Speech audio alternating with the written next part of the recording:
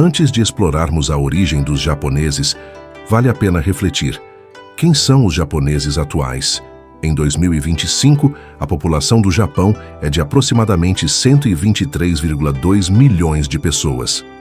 Embora o país seja frequentemente descrito como etnicamente homogêneo, essa percepção não reflete toda a realidade. Além do grupo majoritário, os chamados Yamatos, existem duas minorias étnicas significativas e muito importantes: os Ryukyuans, originários das ilhas Ryukyu, onde Okinawa faz parte, e os Ainus, que habitam principalmente a ilha de Hokkaido. Os Yamato representam cerca de 98,9% da população, enquanto os Ryukyuans correspondem a aproximadamente 1,1%, cerca de 1,35 milhões de pessoas, e os Ainu a apenas 0,02%, cerca de 24.600 pessoas. As estimativas sobre a população Ryukyuan e Ainu são imprecisas, pois o censo japonês não coleta dados étnicos, e muitos desses indivíduos foram assimilados à cultura dominante ou preferem não se identificar como tal devido à discriminação histórica. Vamos conhecer um pouco sobre estes grupos étnicos. Os Ainus vivem principalmente na ilha de Hokkaido, no norte do Japão. São o povo indígena do Japão, com tradições animistas, conhecido por suas vestimentas de padrões geométricos e épicos orais sagrados, como o Yukar, que são as histórias do povo transmitidas em forma de cânticos, por não possuírem uma escrita. É uma literatura oral, possui um idioma único, sem raízes em nenhum outro idioma continental e nem com o japonês. Daí a suspeita que possa ter raízes no idioma Jomon por terem herdados uma alta carga genética deste povo, mas não é nada comprovado. Os Ryukyuans vivem nas ilhas ao sul do Japão, chamadas Ilhas Ryukyu, onde Okinawa é uma delas, é considerada a principal ilha, com uma cultura distinta, marcada por línguas e tradições próprias. Sim, os Ryukyuans não possuem uma língua única. São um grupo de 6 línguas distintas, cada uma com seus próprios dialetos e variações internas. Entre elas está o okinawano, e são tão distintas entre si que não é entendido entre eles sem um estudo prévio.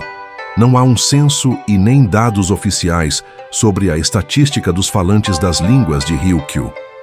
Uma suposição conservadora seria que o okinawano represente a maioria relativa, talvez 60% a 70% dos falantes ryukyuanos, com as demais línguas Amami, Miyako, Yaeyama, Kunigami e Yonaguni, dividindo os 30% a 40% restantes, mas isso é especulativo. Contam com música e dança tradicionais típicas, como o eizá, a apresentação de tambores e músicas com o uso do sanshin, um instrumento de cordas parecido com o shamisen. Possui uma culinária que enfatiza ingredientes locais como porco, algas e goiá, melão amargo. É o local com a maior concentração de centenários do mundo, e práticas espirituais únicas que venera ancestrais e espíritos da natureza, com sacerdotisas chamadas Noru. E, finalmente, os Yamatos, o grupo predominante, associado à cultura japonesa mainstream, incluindo a língua japonesa, o shintoísmo e o budismo, com uma monarquia centralizada com o imperador como figura simbólica e divina e fortemente ligado ao shintoísmo, diferencia-se de outras culturas do arquipélago, como a Ainu e a Ryukyu, por sua ênfase na agricultura de arroz, hierarquia social rígida e assimilação cultural, que moldaram o Japão contemporâneo. Para entender a origem desses grupos, precisamos voltar ao passado remoto. Durante e após a Era Glacial, o arquipélago japonês foi povoado por grupos vindos do continente asiático, dando origem ao povo Jomon. Dos geneticamente distintos, os Jomon compartilhavam traços com populações paleoasiáticas do nordeste da Ásia. Sua cultura consolidou-se por volta de 14.000 a.C., marcada pelo desenvolvimento da cerâmica, uma das mais antigas do mundo. Essa inovação permitiu cozinhar e armazenar alimentos, levando os Jomon a adotarem um estilo de vida seminômade e a desenvolverem uma sociedade mais estruturada, característica do período Jomon. Evoluíram muito na arte da cerâmica, com peças altamente elaboradas e belíssimas. Por volta de 900 a.C., com registros mais claros a partir de 400 a.C., migrantes do continente asiático, provavelmente da Península Coreana e do sul da China, começaram a chegar ao Japão. Esses novos habitantes, conhecidos como Yayoi, trouxeram avanços como a agricultura, especialmente o cultivo de arroz, a metalurgia e outras tecnologias. Geneticamente, os Yayoi eram mais próximos de populações do leste asiático, como os coreanos e os chineses Han.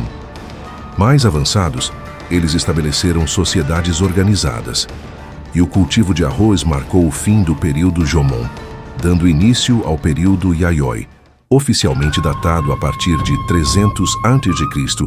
Os Yayoi falavam o idioma proto-japonês, que deu origem ao japonês e aos idiomas dos Ryukyuans.